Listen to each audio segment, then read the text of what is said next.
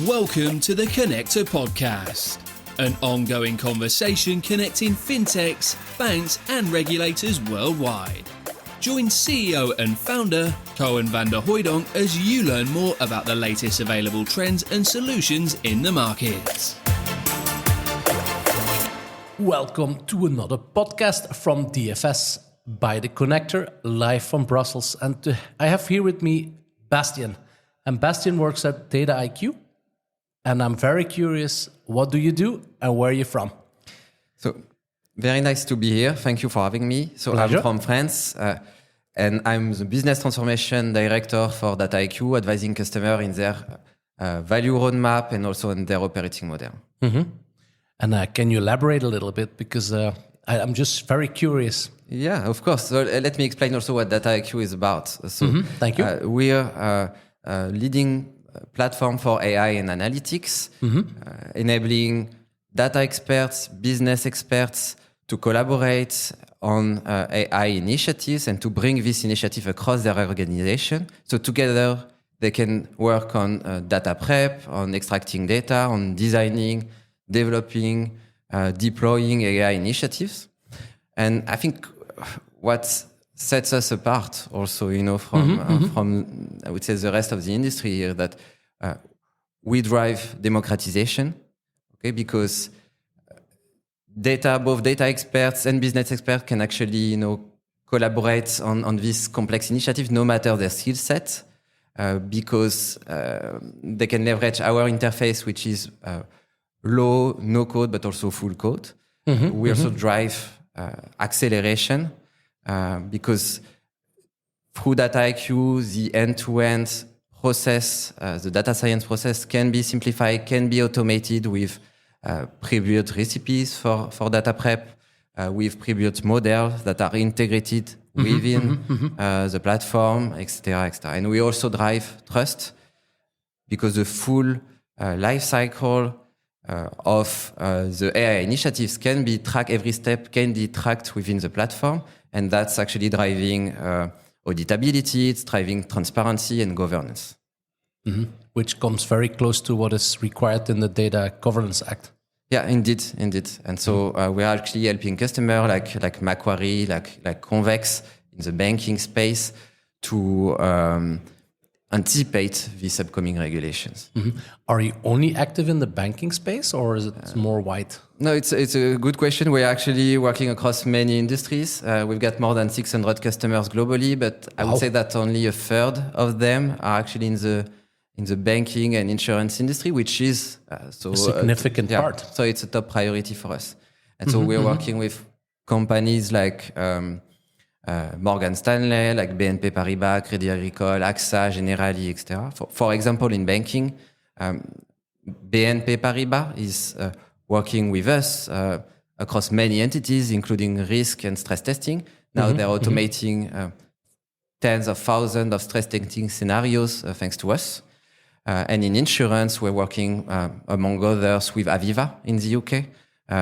Their data science team is leveraging DataIQ for marketing, for pricing, for audit, for claim management, AI use cases, and they are now 5 times faster actually leveraging our platform. Well, earlier you mentioned the word data collaboration.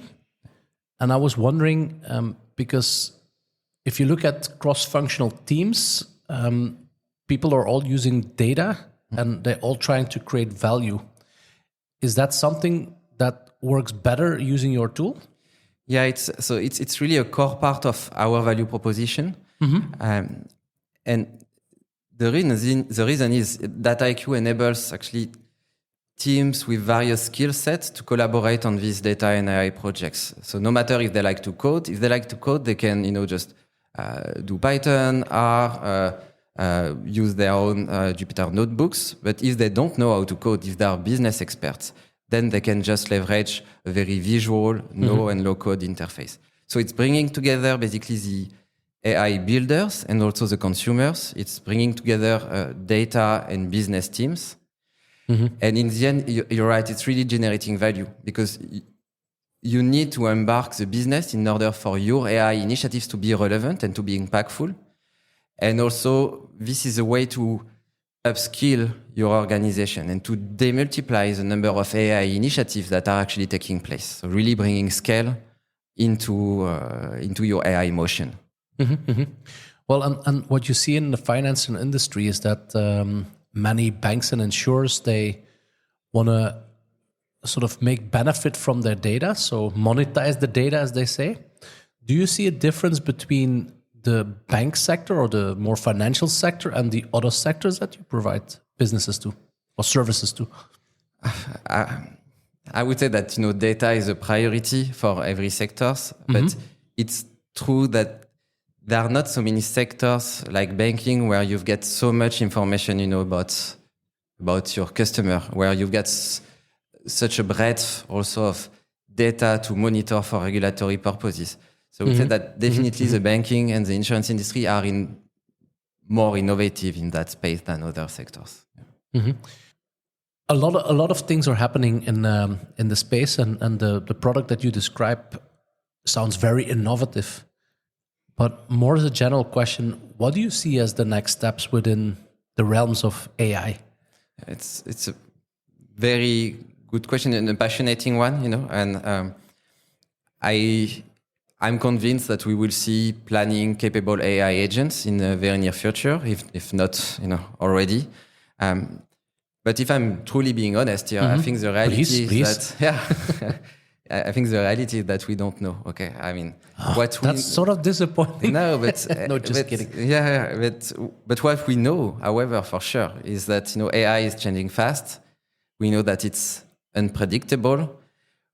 We are seeing new LLM models outpacing others every month or every week, and so instead, while it's important, of course, to think about the future of AI and what it will be, I think it's equally as important to try to stay future-proof. Okay, and by this I mean to keep flexibility, to maintain the optionality, in your tech stack, so that you can switch your models, depending on what makes sense at a given point in time. And so that's part of the innovation that we're actually bringing within DataIQ, within the platform. We are an orchestration layer, that can help you decouple the AI services that you buy, the LLMs, to the AI application. That you can switch your LLM, so that you can switch your data lake or your cloud investment, depending on what's good for you and what will be good for you in the next 2, 3, 4, 5 years. Yeah, so you're almost like a marketplace of the latest technologies. We are integrating with the technology, and on top of a marketplace, we are allowing a customer to build these AI projects, on the platform, and to collaborate on them. Okay. Now we're here at DFS here in Brussels, and one of the themes is natural intelligence. And it's a very sensitive question in a way, because AI and humans, how do they go together? It's a great question, and indeed, when you watch Terminator or things like this, indeed, we are right to think about it. In the business, I would say humans, they definitely play a capital role in AI, and it's really a core part of the philosophy of DataIQ. And when I say human, it goes beyond data scientists. Okay, it's also the business experts, the people working the business in the field, the AML experts, the risk experts, the marketing experts. Okay, because these are the person that understand the data. They also know the processes, the business processes, and they know what needs to change to embark AI into these processes. They are the ones that will consume also the AI insights, the output of these AI use cases. And they're the ones that will act upon, these insights. And if they don't act, no matter how good your modeling is, your system, your technologies, no value will be generated.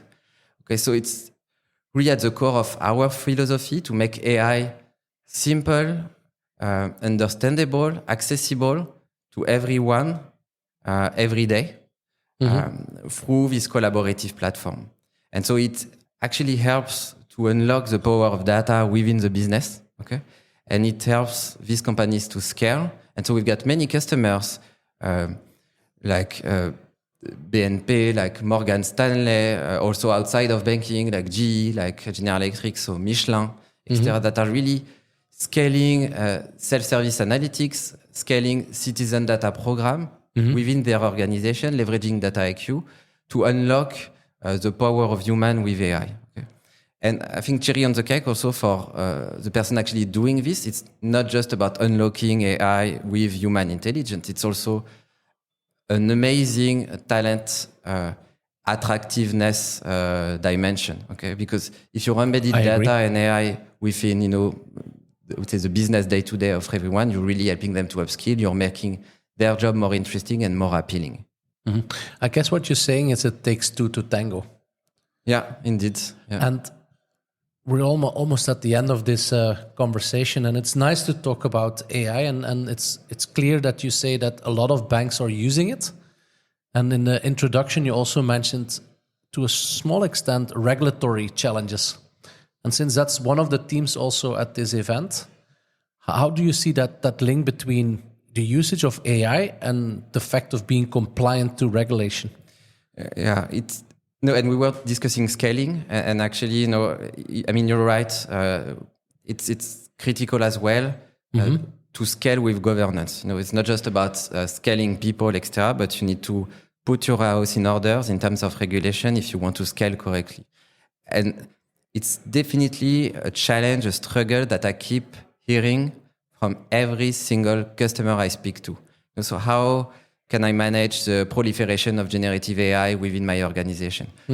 How can I manage the growing cost and complexity from my AI portfolio, etc., etc. And so here, indeed, DataIQ's latest solutions when it comes to Gen AI, to governance, are helping our customer in banking and somewhere else to actually manage this complexity and I would say to establish a centralized governance in many ways, with a different set of capabilities, such as a centralized control tower to get a full visibility on all AI initiatives, such as... Again, a requirement for the AI Act. Indeed, yeah. And we also have actually, pre-built governance solutions that you can customize, but are already pre-integrating some requirements from the EU AI Act.